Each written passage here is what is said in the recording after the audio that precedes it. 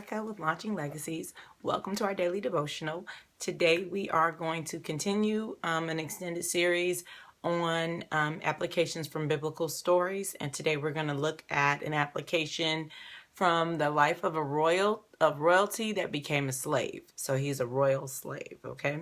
And so you may already know who that is. If you don't, spoiler alert, it's Daniel. Okay, it's Daniel. Okay, Daniel was royalty and then he became a slave. So let's get started on his story and the application. I'm looking at the Message Bible just because I'm going to paraphrase and jump through a little bit. So I want to be pretty concise when I do that.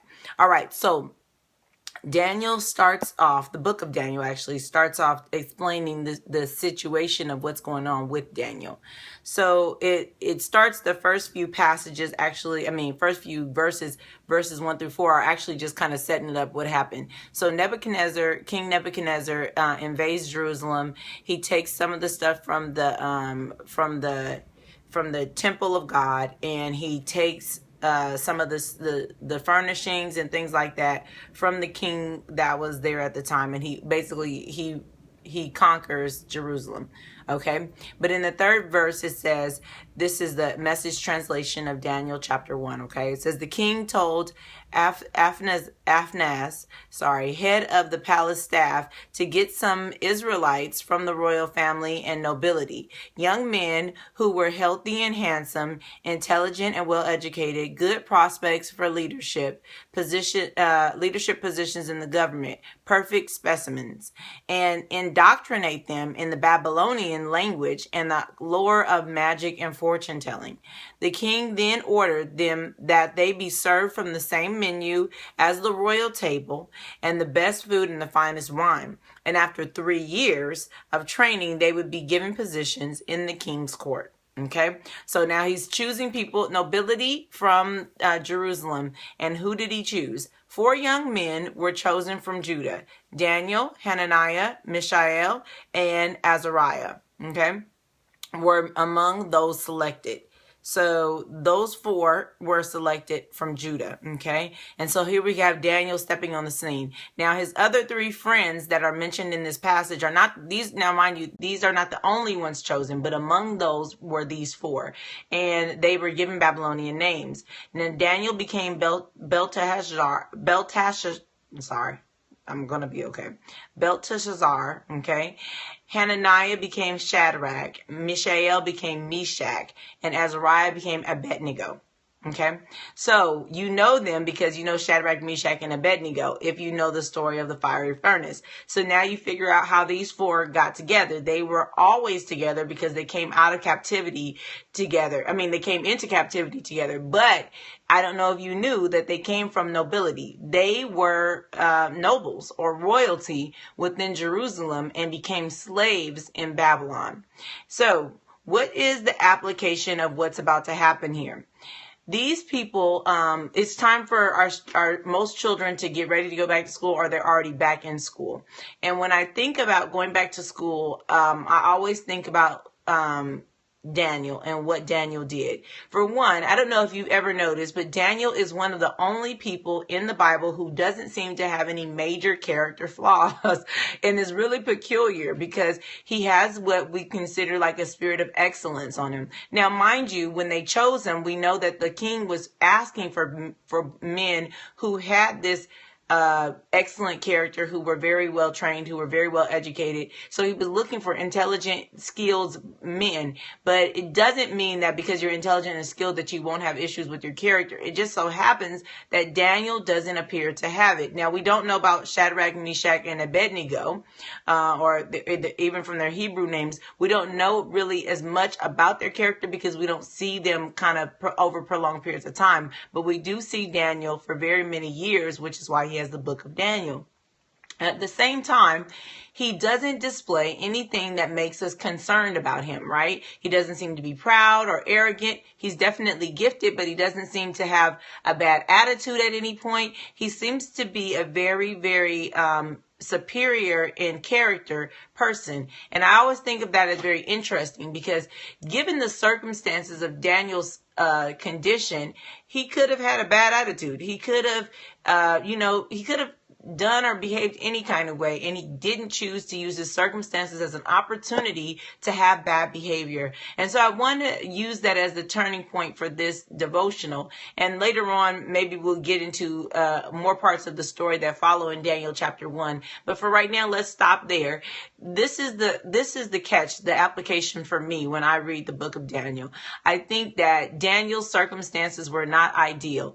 Even though he was brought into the king's court, even though he was given fine things, his circumstances were not ideal because he was a slave. Let's not misunderstand it. He did not have freedom to do what he wanted to do and go where he wanted to go. He was a slave, and actually he's in the process. The first 3 years are a process of just testing him to see if he'll even be able to continue to be a slave in the king's court. Because if after the 3 years it didn't work out, then he wouldn't continue in that passage. That's what the scripture says, that he was tested out for 3 years to see if he truly was up to the standard that they wanted him to be in. And so I always think of those 3 years as, either the high school years, right, about 3 years, 4 years, or the college years, which again, the bachelor's degree is about 4 years. And it's a time of testing, right? It's a time in which, whether you're going to high school or if you're going to college, it's a time in which you're going to be tested by outside influences and outside things. And now, I'm not going to get too detailed into the story, but I will give you this spoiler alert, and I'll ask you to continue to read Daniel chapter 1. Daniel has made a promise to himself and this overseer that he has, that I messed up on his name. Let me read it again. This overseer that's assigned to him is called Aphnias. So he makes a promise to Aphnias and to the Lord that he's not going to be involving himself in some of the ritualistic eating habits of the Babylonians. Particularly, they ate meat that was sacrificed to the gods. And so Daniel goes on what has been turned into the Daniel fast, right? And so he does it for 10 days the first time, and just to make sure that he's going to be okay. And his buddies join him, but we see that Daniel initiates it. And after he initiates this, he's basically saying this: I might be where they are, okay? I might be captive here even. And most people are not captive when they're going to high school or college, although sometimes it may seem that way.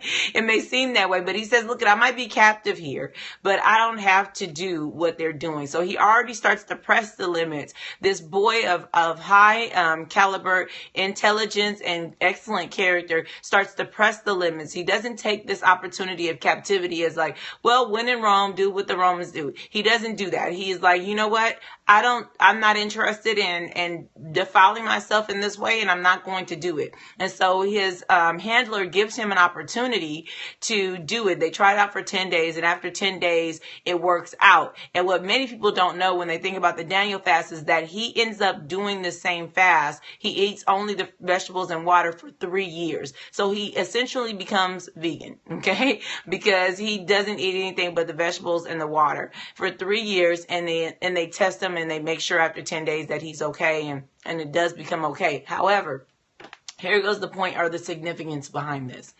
The significance is this: when you're in a situation that it seems like it's okay or acceptable for you to compromise or to kind of just do what everybody else is doing, it doesn't mean you have to. And I've applied it to school because for me, I went to school for a very long time. So I was often applying Daniel's story to me in school and wondering where I was compromising and where I shouldn't be compromising. But how about if we expand this application to just general life? What if we expand it to your work and your workroom and the type of language people use when they're at work? What if we expand it to your family and maybe they have bad character, or they talk bad about people, or they engage in behavior that's not appropriate? Listen, here goes the thing. Sometimes you're like, well, I didn't have a choice. I had to be around these people. Well, listen, Daniel didn't have a choice. He had to be around the people he was around. But when he was around those people, he made a strategic decision to stay committed to what he believed.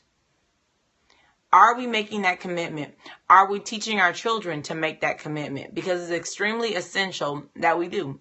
It's essential that we say to our children, and we support our children in this integrity of keeping to what you value and what you find to be important.